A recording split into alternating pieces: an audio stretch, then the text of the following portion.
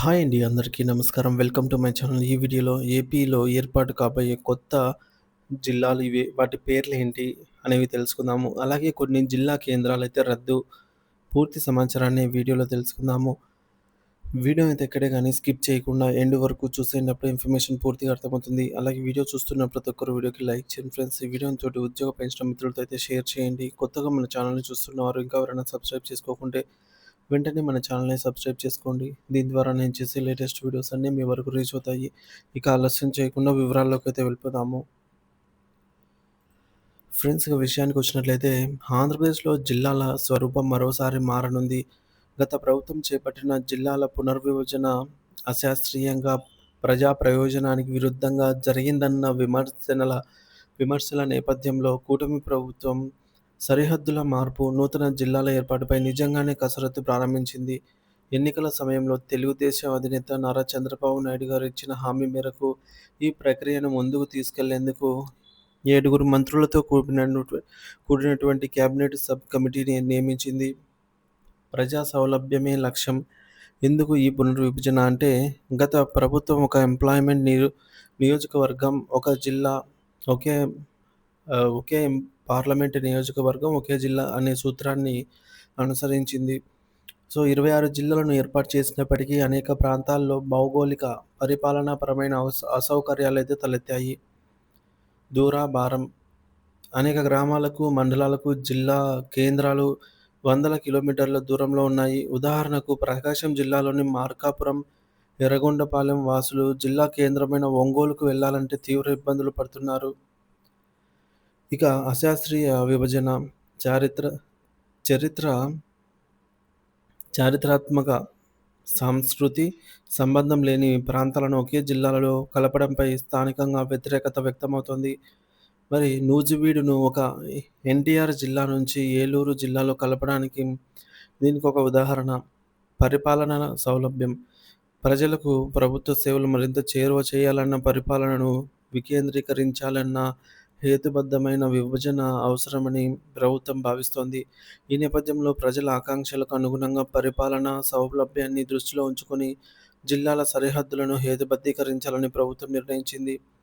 మంత్రుల sub committee విధి విధానాలు ఇవే. జిల్లాల పునర్విభజన ప్రక్రియను పర్యవేక్షించేందుకు ప్రభుత్వం 7 మంత్రులతో ఒక ఉన్నత స్థాయి కేబినెట్ సబ్ కమిటీని ఏర్పాటు చేసింది. కన్వీనియర్, రెవెన్యూ శాఖ ముఖ్య కార్యదర్శి. సభ్యులు అనగాని ప్రసాద్, రెవెన్యూ శాఖ మంత్రి; వంగలపూడి అనిత, హోం శాఖ మంత్రి; పొంగూరు నారాయణ, పురపాలక శాఖ మంత్రి; బీసీ జనార్దన్ రెడ్డి, రోడ్లు, భవనాల శాఖ మంత్రి; నిర్మలా రామనాయుడు, జల వనరుల శాఖ మంత్రి; నాదెండ్ల మనోహర్, ఆహార, పౌర సరఫరాల శాఖ మంత్రి; ఎస్. సత్యకుమార్ యాదవ్, వైద్య ఆరోగ్య శాఖ మంత్రి. ఈ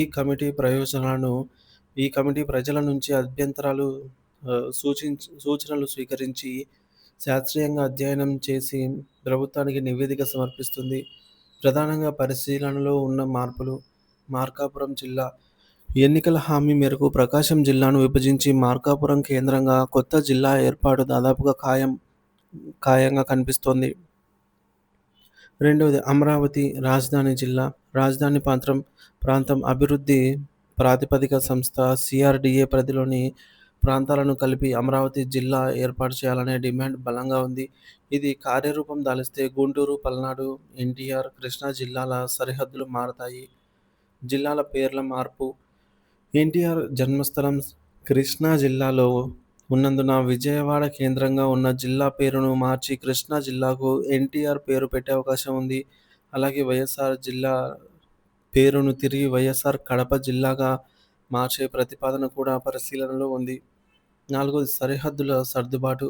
నూజివీడును తిరిగి ఎన్టీఆర్ జిల్లాలో కలపడం, బాపట్ల జిల్లాలోని కొన్ని ప్రాంతాలను ప్రకాశం, నెల్లూరులోకి, కొన్ని ప్రాంతాలను ఇతర జిల్లాల్లోకి మార్చడం వంటి ప్రతిపాదనలు ఉన్నాయి.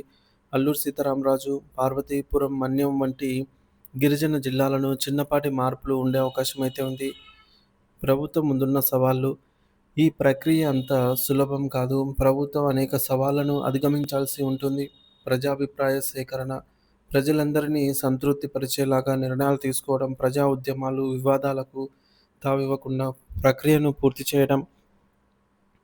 మౌలిక సదుపాయాలు కొత్త జిల్లా కేంద్రాల్లో కలెక్టరేట్లు, ఎస్పీ కార్యాలయాలు, ఇతర ప్రభుత్వ భవనాల నిర్మాణం ఒక పెద్ద ఆర్థిక భారం.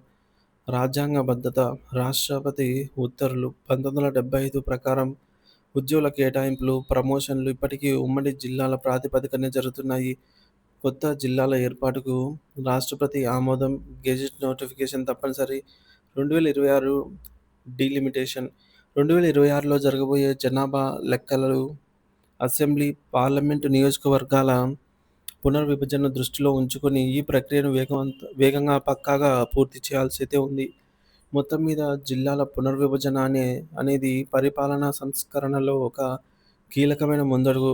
ప్రజల ఆకాంక్షలు, భౌగోళిక వాస్తవాలు, ఆర్థిక వనరులు వంటి అన్ని అంశాలను సమన్వయం చేసుకుంటూ కూటమి ప్రభుత్వం ఈ బృహత్క కార్యాన్ని ఎలా పూర్తి చేస్తుందో మరి వేచి చూడాలి.